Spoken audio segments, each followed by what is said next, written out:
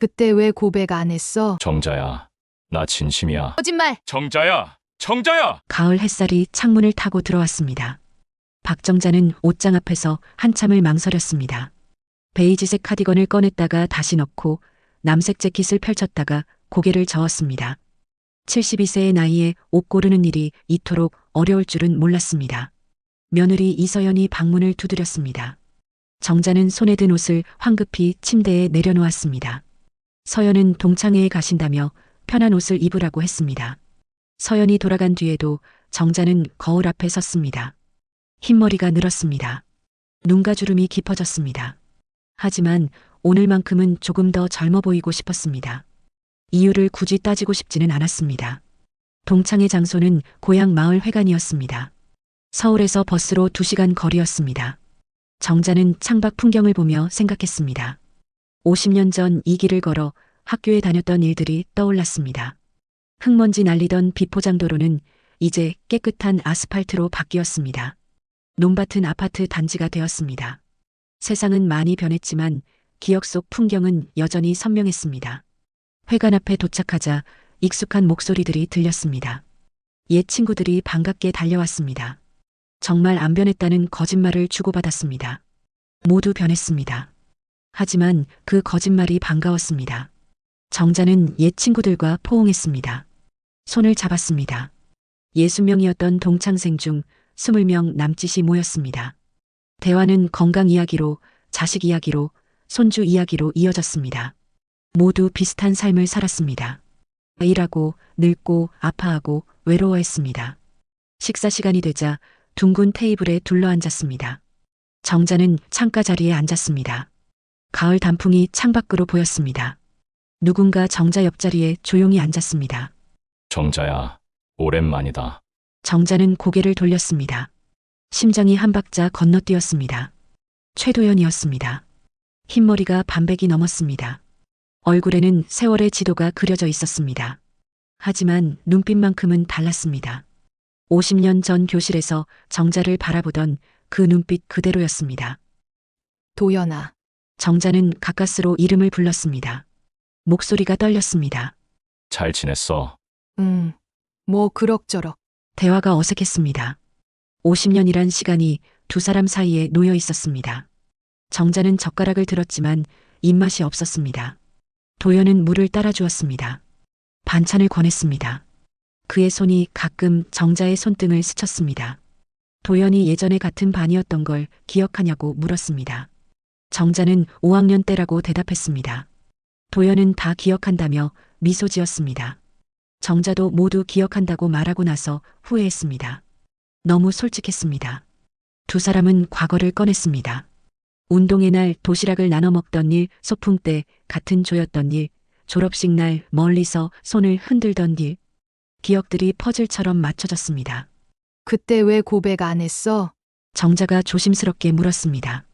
도연은 잠시 침묵했습니다. 가난했으니까 너한테 아무것도 해줄 수 없었어. 그런 거 중요하지 않았는데. 도연의 목소리에 후회가 묻어났습니다. 정자는 괜히 미안해졌습니다. 동창회가 끝날 무렵 도연이 연락하고 지내자고 제안했습니다. 정자는 좋다고 대답하며 핸드폰 번호를 건넸습니다. 손이 떨렸지만 애써 태연한 척했습니다. 집으로 돌아오는 버스 안에서 정자는 창밖만 바라봤습니다. 마음 한구석이 간지러웠습니다. 오랜만에 느끼는 감정이었습니다. 설렘이었습니다. 72세의 나이에도 여전히 가슴이 뛸 수 있다는 사실이 신기했습니다. 핸드폰이 진동했습니다. 도연의 문자였습니다. 오늘 만나서 반가웠다는 내용이었습니다. 정자는 미소를 지었습니다. 짧게 답장을 보냈습니다. 집에 도착했을 때 저녁 어스름이 내렸습니다. 정자는 거울을 봤습니다. 볼이 붉어져 있었습니다. 입가에 미소가 남아 있었습니다. 혹시 늦게라도 다시 시작할 수 있을까? 정자는 혼잣말을 했습니다. 대답은 없었습니다. 하지만 가슴속 어디선가 희망이 피어올랐습니다. 작고 조심스러운 희망이었습니다. 그날 밤 정자는 오랜만에 깊이 잠들었습니다. 꿈속에서 소녀 정자가 교실 창가에 앉아 있었습니다. 멀리서 누군가 손을 흔들었습니다. 도연이었습니다. 소녀는 웃으며 손을 흔들어 주었습니다. 그리고 그 꿈 너머 어딘가에서 아직 알 수 없는 미래가 조용히 다가오고 있었습니다. 동창회 이후 도연의 전화가 시작되었습니다. 처음엔 일주일에 한 번이었습니다. 안부를 묻고 날씨 이야기를 나누었습니다. 그러다 사흘에 한 번이 되었습니다. 이틀에 한 번이 되었습니다. 어느새 매일 저녁 7시가 되면 정자의 핸드폰이 울렸습니다. 대화는 소소했습니다. 하지만 정자는 기다렸습니다. 저녁 6시 50분이 되면 핸드폰을 손에 쥐고 있었습니다. 벨소리가 울리면 가슴이 뛰었습니다. 어느 날 도연이 찾아왔습니다. 손에는 분홍색 장미 꽃다발이 들려 있었습니다. 정자는 당황했습니다. 도연은 그냥 주고 싶었다며 수줍게 웃었습니다. 70대 노인의 수줍은 웃음이 이상하게 어울렸습니다. 정자는 거실로 그를 안내했습니다. 며느리 서연이 주방에서 나왔습니다. 눈빛이 날카로워졌습니다. 도연은 정중히 인사했습니다. 서연은 짧게 고개만 끄덕였습니다. 그리고 다시 주방으로 들어갔습니다. 하지만 문틈으로 계속 지켜보고 있었습니다. 도연은 일주일에 두세 번 찾아왔습니다. 정자와 함께 공원을 산책했습니다. 벤치에 앉아 이야기를 나누었습니다.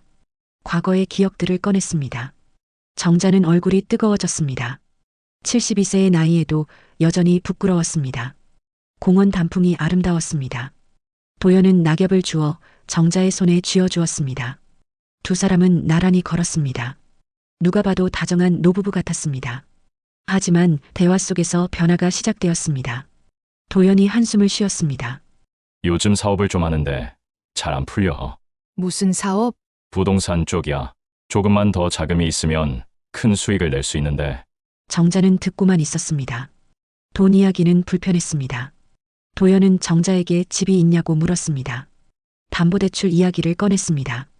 정자의 마음 한구석이 불편해졌습니다. 다음 만남에서도 돈 이야기가 나왔습니다. 도연은 정자의 손을 잡으며 노후가 걱정된다고 말했습니다. 정자는 웃었습니다. 하지만 웃음이 자연스럽지 않았습니다. 어느 날 저녁 도연이 레스토랑으로 정자를 초대했습니다. 고급스러운 분위기였습니다. 촛불이 켜져 있었습니다. 도연은 오늘이 특별한 날이라고 했습니다. 2달째 되는 날이라고 했습니다. 와인을 따랐습니다. 정자는 얼굴이 붉어졌습니다. 오랜만에 느끼는 설렘이었습니다. 식사 후 도연이 진지하게 말했습니다. 정자야, 나 진심이야. 정자의 심장이 빠르게 뛰었습니다. 입이 말았습니다. 남은 인생 같이 살고 싶어. 사업만 조금 더 잘 되면 같이 해외여행도 다닐 수 있는데. 정자는 숨이 막혔습니다. 도연이 말을 이었습니다. 내 집을 담보로 대출을 받으려는데 한도가 부족해. 내 명의로 좀 도와줄 수 있어? 로맨틱한 분위기가 한순간에 무너졌습니다. 그건 아들이랑 상의해야 할 것 같아. 아들한텐 말하지 마. 반대할 게 뻔하잖아. 도연의 목소리에 조급함이 묻어났습니다. 정자는 불편했습니다. 집으로 돌아오는 길 정자의 마음은 무거웠습니다. 설렘과 의심이 뒤섞였습니다. 도연이 진심일까 아니면 돈 때문일까? 판단이 서지 않았습니다. 거실에 불이 켜져 있었습니다. 며느리 서연이 기다리고 있었습니다. 어머니, 늦으셨네요. 응. 저녁 먹고 왔어. 또 그분이랑요? 서연의 목소리가 차가웠습니다. 어머니, 조심하세요. 요즘 노인들 상대로 사기치는 사람 많대요. 정자는 방으로 들어갔습니다. 문을 닫았습니다. 가슴이 답답했습니다. 핸드폰이 울렸습니다. 도연이었습니다. 아까 너무 급하게 말한 것 같다며 미안하다고 했습니다. 정자만 믿는다며 꼭 행복하게 살자고 했습니다. 전화를 끊고 정자는 창밖을 봤습니다. 달이 떠 있었습니다. 외로운 달이었습니다. 내가 제대로 판단하는 걸까?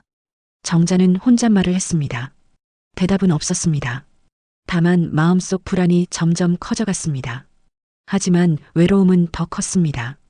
혼자 된 지 10년 누군가 자신을 필요로 한다는 느낌이 너무 좋았습니다. 그날 밤 정자는 잠들지 못했습니다. 설렘과 불안 사이에서 흔들렸습니다. 그리고 알지 못했습니다. 더 큰 위기가 다가오고 있다는 것을. 며느리 서연은 시어머니가 달라졌다는 걸 느꼈습니다. 정자는 요즘 거울을 자주 봤습니다. 화장을 했습니다. 옷차림에 신경을 썼습니다. 핸드폰만 들여다봤습니다. 72세 노인의 행동이 아니었습니다. 서연이 남편 민수에게 말했습니다. 여보, 어머니 요즘 이상하지 않아? 왜? 자꾸 그 남자가 집에 와. 최도연이라는 사람. 서연은 목소리를 낮췄습니다. 어제 어머니가 은행 이야기를 하시더라. 대출 금리가 어떻냐고. 민수는 신문을 덮었습니다. 민수의 표정이 굳어졌습니다. 민수는 어머니 방으로 갔습니다. 노크를 했습니다. 정자는 침대에 앉아 핸드폰을 보고 있었습니다. 민수가 들어오자 황급히 화면을 껐습니다. 엄마, 요즘 무슨 일 있어? 무슨 일은 없어. 대출 받으려고 해. 정자의 얼굴이 굳었습니다. 민수는 어머니 옆에 앉았습니다. 엄마, 그 최도연이란 사람, 믿을 만한 사람이야. 물론이지. 오래 알고 지낸 사람인데 50년 만에 만난 거잖아. 그 사이에 어떻게 살았는지 알아? 너는 왜 그렇게 의심이 많니? 정자가 목소리를 높였습니다. 민수는 한숨을 쉬고 나갔습니다. 민수가 나간 뒤 정자는 핸드폰을 다시 켰습니다. 도연의 메시지가 와 있었습니다. 생각해봤냐는 내용이었습니다. 이번 주까지만 기다려줄 수 있다는 말도 있었습니다. 정자는 답장을 쓰려다 멈췄습니다. 손이 떨렸습니다. 서연은 불안했습니다. 며칠 동안 관찰한 결과 의심은 확신으로 바뀌었습니다. 도연이 집에 올 때마다 시어머니는 방에서 통장을 꺼냈습니다. 서류를 뒤적였습니다. 서연은 컴퓨터를 켰습니다. 포털 사이트에 최도연을 검색했습니다. 나이와 고향을 더해 검색했습니다. 처음엔 아무것도 나오지 않았습니다. 하지만 노인 사기라는 키워드를 추가하자 결과가 달랐습니다. 기사 하나가 눈에 들어왔습니다. 70대 남성이 동창의 노인 여성을 상대로 수억 원을 편취했다는 내용이었습니다. 서연의 심장이 뛰었습니다. 사진은 없었습니다. 하지만 나이와 수법이 일치했습니다. 서연은 더 검색했습니다. 비슷한 사건이 여러 건 나왔습니다. 피해자 중 한 명은 아직도 소송 중이었습니다. 다른 피해자는 집을 잃고 요양원에 들어갔다는 기사도 있었습니다. 여보, 이것 좀 봐. 서연은 남편을 불렀습니다. 민수는 기사를 읽었습니다. 얼굴이 창백해졌습니다. 이 사람이 그 최도연이야? 확실하진 않지만 나이랑 고향이 똑같아. 민수는 다음날 경찰서를 찾았습니다. 담당 형사를 만났습니다. 최도연이라는 사람의 전과를 확인할 수 있냐고 물었습니다. 형사는 컴퓨터를 확인했습니다. 표정이 굳어졌습니다. 이 사람 전과가 있네요. 사기죄로 2차례 실형, 1차례 집행유예. 민수는 주먹을 쥐었습니다. 피해자가 몇 명입니까? 공식적으로 신고된 건 5명입니다. 형사는 증거를 확보하라고 조언했습니다. 녹취, 문자, 금전 요구 내용을 모으라고 했습니다. 민수는 집으로 돌아왔습니다. 서연에게 모든 걸 설명했습니다. 어떡하지? 어머니한테 어떻게 말하지? 지금 말해야 해. 늦으면 큰일 나. 두 사람은 정자를 거실로 불렀습니다. 정자는 불안한 표정으로 앉았습니다. 무슨 일이야? 민수가 프린트한 기사를 내밀었습니다. 엄마, 이거 좀 봐. 정자는 기사를 읽었습니다. 손이 떨렸습니다. 이게 무슨 소리야? 최도연, 이 사람 전과자예요. 노인들 상대로 사기친 사람이에요. 아니야. 우리 도연이가 그럴 리 없어. 정자는 고개를 저었습니다. 믿고 싶지 않았습니다. 그 사람이 그럴 리 없어. 내 마음을 아는 건 그 사람뿐인데. 엄마, 그게 수법이에요. 외로운 노인들한테 접근해서 감정을 이용하는 거예요. 조용히 해. 정자가 소리쳤습니다. 눈에 눈물이 고였습니다. 너희가 뭘 알아. 나도 사랑하고 싶어. 혼자 늙는 게 얼마나 외로운지 알아? 정자는 방으로 들어갔습니다. 문을 쾅 닫았습니다. 복도에 서연과 민수만 남았습니다. 두 사람은 한숨을 쉬었습니다. 이제 어떡하지? 증거를 더 모아야 해. 그리고 도연이 다시 접근하면 그때 경찰을 부르는 거야. 하지만 그들이 모르는 사이 도연은 이미 정자에게 마지막 제안을 준비하고 있었습니다. 더 교묘하고 더 위험한 제안을. 정자의 방에서는 작은 흐느낌이 들렸습니다. 그녀는 핸드폰을 보며 울었습니다. 도연의 사진을 보며 생각했습니다.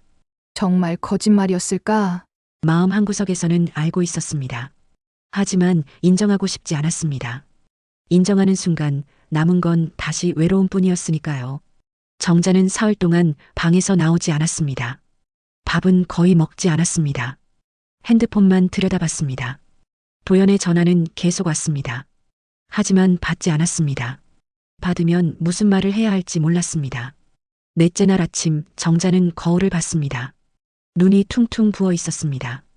뺨이 푹 꺼졌습니다. 늙은 얼굴이 더 늙어 보였습니다. 문자가 왔습니다. 도연이 왜 전화를 안 받냐고 물었습니다. 오늘 꼭 만나야 한다고 했습니다. 정자는 답장을 보냈습니다. 어디서 만날지 물었습니다. 도연은 자기 집으로 오라고 했습니다. 중요한 이야기가 있다고 했습니다. 정자는 옷을 갈아입었습니다. 거실로 나갔습니다. 서연이 놀란 표정으로 물었습니다. 어머니, 어디 가세요? 잠깐 나갔다 올게. 혹시 그 사람 만나러 가세요? 정자는 대답하지 않았습니다. 현관문을 열었습니다. 서연이 막아섰습니다. 제발 가지 마세요. 비켜! 어머니, 그 사람 사기꾼이에요. 증거도 다 있어요. 내가 직접 확인하고 싶어. 비켜줘. 정자는 서연을 밀치고 나갔습니다. 서연은 황급히 남편에게 전화했습니다. 도연의 집은 낡은 빌라 2층이었습니다. 페인트가 벗겨진 철문이었습니다. 정자는 초인종을 눌렀습니다. 도연이 문을 열었습니다. 평소와 달리 표정이 어두웠습니다. 방 안은 어수선했습니다. 담배 냄새가 났습니다. 낡은 소파에 앉았습니다. 도연은 물을 따라주지 않았습니다. 예의도 없었습니다. 평소의 다정함이 사라졌습니다. 무슨 일이야? 정자가 물었습니다. 나 큰일 났어. 도연이 머리를 쥐어뜯었습니다. 사업 자금이 막혀서 파산 직전이야. 이번 주까지 돈을 마련 못하면 다 날려. 그래서? 도와줘. 정자야. 도연이 정자의 손을 잡았습니다. 힘이 세었습니다. 아팠습니다. 나도 돈이 없어. 집이 있잖아. 담보대출 받으면 돼. 그건 아들 명의야. 보험은 보험 해지하면 되잖아. 도연의 목소리가 날카로워졌습니다. 정자는 뒤로 물러났습니다. 그건 노후 자금인데 이번 기회만 놓치지 않으면 우리 평생 같이 행복하게 살 수 있어. 도연이 가방에서 서류를 꺼냈습니다. 보험해지 서류였습니다. 위임장도 있었습니다. 여기 도장만 찍어 간다네. 어떻게 이걸 준비했어? 정자의 목소리가 떨렸습니다. 내 주민번호는 전에 알려줬잖아. 보험사에 확인했어. 정자는 뒤늦게 깨달았습니다. 모든 게 계획이었다는 걸. 도연아, 나 너를 믿었어. 나도 널 믿어. 그러니까 도와주는 거잖아. 도연이 펜을 내밀었습니다. 서명하고 도장 찍어 빨리. 정자는 펜을 받았습니다. 손이 떨렸습니다. 눈물이 흘렀습니다. 이 돈이면 우리 정말 행복할 수 있어? 당연하지. 약속해. 도연의 눈빛이 차갑게 빛났습니다. 정자는 그제야 확실히 알았습니다. 이 사람이 자신을 사랑한 적이 없다는 걸. 하지만 손은 움직였습니다. 서류에 펜을 가져갔습니다. 서명을 하려는 순간이었습니다. 어머니! 문이 벌컥 열렸습니다. 민수와 서연 그리고 경찰 2명이 들어왔습니다. 도연이 벌떡 일어났습니다. 뭐야? 이 사람들은? 경찰이 수첩을 꺼냈습니다. 최도현 씨, 사기 혐의로 조사받으셔야겠습니다. 무슨 사기? 나는 아무것도 안 했어. 도연은 당황했습니다. 변명을 늘어놓았습니다. 거짓말! 정자가 소리쳤습니다. 떨리는 목소리였지만 또렷했습니다. 이 사람이 날 속였어요. 처음부터 돈이 목적이었어요. 정자야. 무슨 소리야? 우리 진심이었잖아. 도연이 다가오려 했습니다. 경찰이 막았습니다. 다른 경찰이 정자에게 물었습니다. 피해자분, 이 사람이 금전을 요구했습니까? 네. 여러 번요. 사업 자금 명목으로. 민수가 핸드폰을 꺼냈습니다. 어머니 핸드폰 문자 메시지 캡처했습니다. 그리고 통화 녹음도 있습니다. 언제 내 허락도 없이! 정자가 민수를 보며 소리쳤습니다. 하지만 민수는 담담했습니다. 어머니, 보호하려고 했어요. 경찰이 도연의 팔을 잡았습니다. 도연이 발버둥 쳤습니다. 하지만 경찰은 수갑을 채웠습니다. 차가운 쇠붙이 소리가 방 안에 울렸습니다. 정자야! 정자야! 도연이 끌려가면서 소리쳤습니다. 정자는 고개를 돌렸습니다. 볼 수 없었습니다. 방 안이 조용해졌습니다. 정자는 소파에 주저앉았습니다. 온몸에 힘이 빠졌습니다. 서연이 다가와 정자를 안았습니다. 정자는 그제야 울음을 터뜨렸습니다. 내가 바보였어. 이 나이에 사랑 따위를. 아니에요. 어머니 잘못 아니에요. 민수도 무릎을 꿇고 어머니의 손을 잡았습니다. 엄마, 미안해요. 진작 막지 못해서. 너희가 옳았어. 내가 틀렸어. 정자는 한참을 울었습니다. 72년 인생에서 가장 창피하고 슬픈 순간이었습니다. 집으로 돌아오는 차 안은 조용했습니다. 아무도 말하지 않았습니다. 창밖 풍경이 흘러갔습니다. 가을이 저물고 있었습니다. 정자는 생각했습니다. 외로움이 얼마나 무서운지, 그 외로움을 이용하는 사람이 얼마나 비열한지, 그리고 깨달았습니다. 진짜 사랑은 옆에 있었다는 걸, 아들과 며느리의 걱정과 보호가 진짜 사랑이었다는 걸. 하지만 아직 끝나지 않았습니다. 법정이 남아 있었습니다. 그리고 정자는 결심했습니다. 똑같은 피해자가 더 생기지 않도록 끝까지 싸우기로. 재판은 2달 후에 열렸습니다. 정자는 법정에 섰습니다. 증인석이었습니다. 떨리는 다리로 걸어갔습니다. 방청석에는 민수와 서연이 앉아 있었습니다. 그들의 눈빛이 힘이 되었습니다. 도연은 피고석에 앉아 있었습니다. 말쑥한 정장을 입었습니다. 하지만 수갑이 채워져 있었습니다.